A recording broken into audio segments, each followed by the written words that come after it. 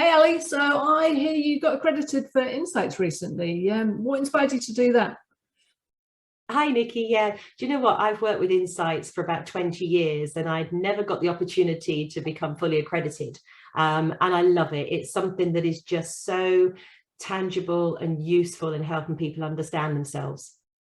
So tell me a bit more about it. I've done it, so I'll not sort of steal your thunder, but tell us a little bit more about what Insights is about and how people can use it in their companies. Okay, well, great to know that you've done it already. So you've had a bit of experience of it.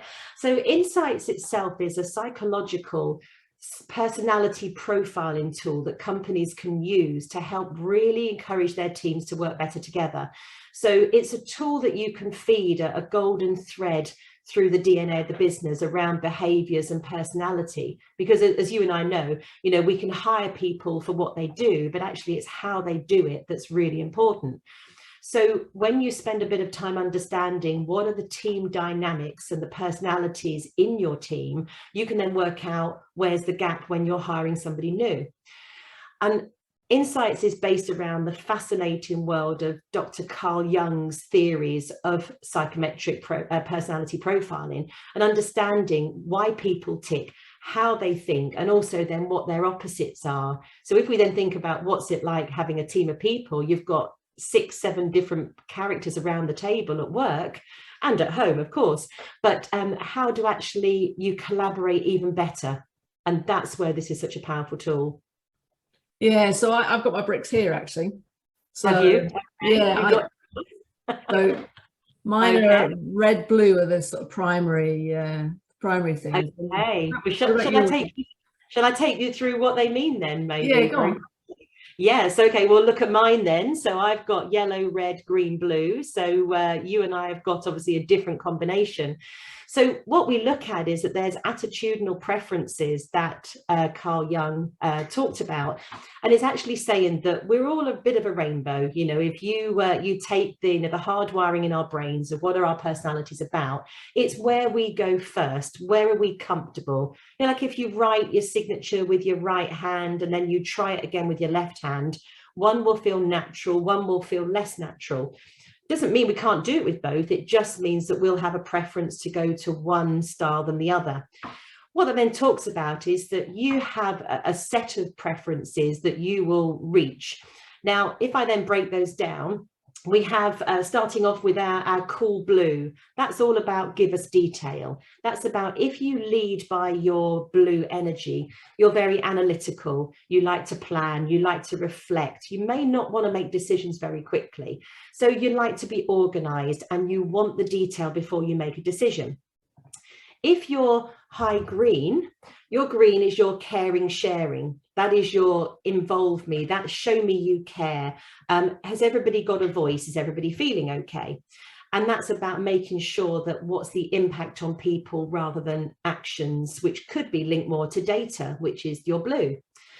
After that, you've got your, let's go with your fiery red. So your fiery red is make decisions fast. Let's get it done. Let's get task focused, be bold, be brief, and be gone.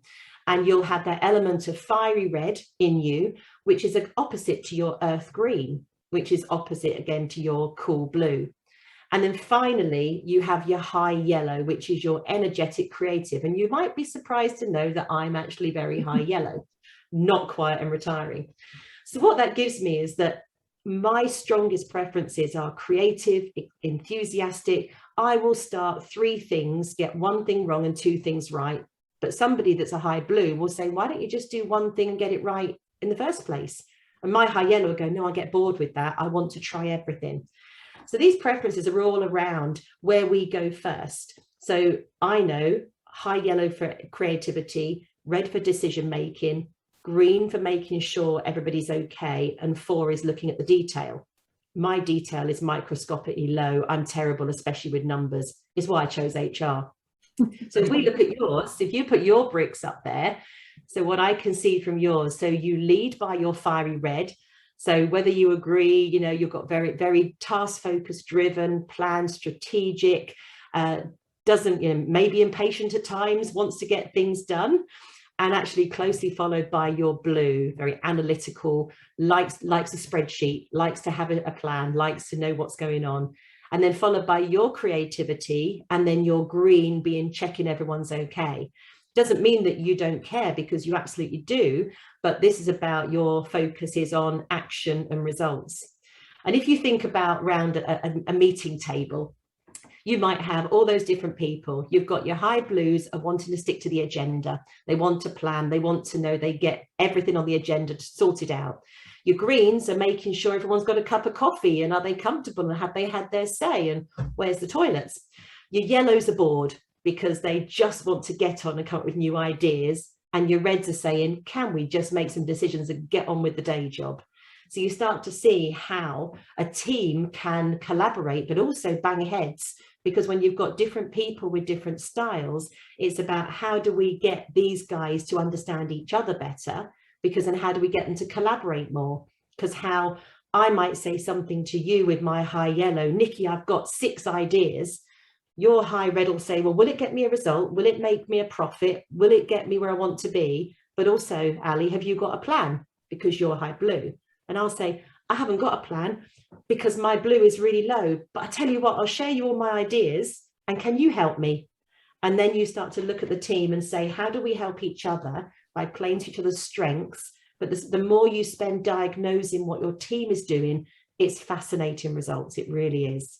Yeah, and it's brilliant when you get your profile, because during the discovery session, you get your document, and it's actually scary. You think somebody's been in your emails, they've been talking to your family, they've been spying on you, because you read it and it really kind of plays back to yourself, who you are and how you work, and what your strengths, weaknesses are, and how you have a relationship with other people. So it's really interesting, isn't it? It is. And the profile is great because it's something tangible that people can take away. So I always encourage them to take it home and show their partners or their kids. And those people will say, oh my goodness, this is so true of you. And you sort of think, who's been watching? But I think what's also amazing is that it gives you really great guidance in how to communicate with somebody and how not to, how to manage somebody and how not to. So it's very powerful in terms of getting teams to work better together, because I always encourage them, after I've gone through what their profiles mean, I get them to share them with each other. So if you're a finance team and you want to understand who are the idea generators and who are the ones that quietly want to just crack on with the day job, you can get each other to understand each other better, and then they can adapt their communication to get what they need, but it's heard in the right way. And the profiles are brilliant because you can take them away, you can digest them, and you can learn so much about yourself. It's all about your own development journey as well. Yeah, no, definitely. And I do reflect back on mine, and I'm really excited for us doing our Sussex collaborative session, because it'd be good to do it again. I haven't done it for 2 or 3 years now, to see how it's changed, different circumstances, and it changes. So, that's going to be great fun. But if other people, think this is going to be great for my team, how do they get in touch with you? Absolutely. Anybody can email me on alison@adastrahr.co.uk or jump on the website, Adastra HR.